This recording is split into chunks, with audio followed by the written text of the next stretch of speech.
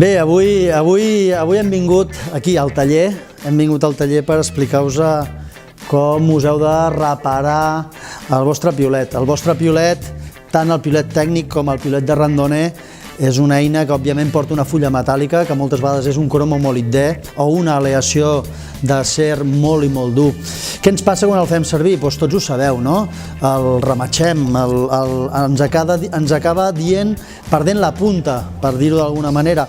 I avui hem vingut aquí per ensenyar-vos com es fa una reparació.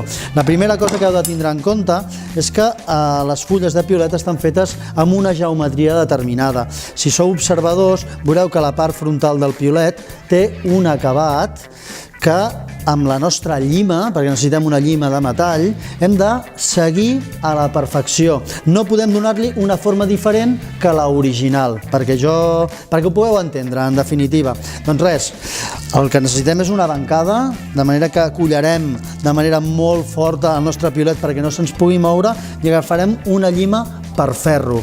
I començarem a llimar o començarem a repassar aquesta eina perquè no hi hagi cap tipus de problema.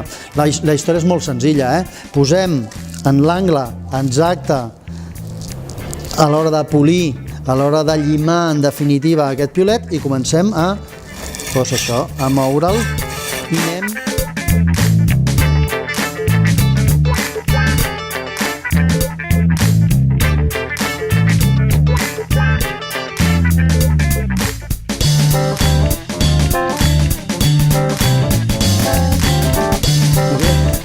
Ja heu vist una miqueta quin és el procés.